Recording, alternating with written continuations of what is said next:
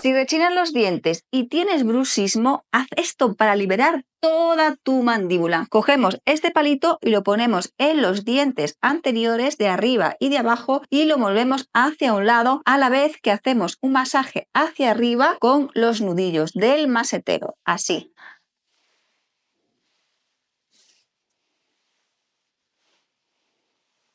Esto se hace en ambos lados y todos los días. Y cada vez que lo hagas, hazlo 20 veces. Pero eso sí, acuérdate que tiene que ser todos los días. Si quieres saber más ejercicios para disminuir tu bruxismo, en el enlace de mi perfil lo tienes.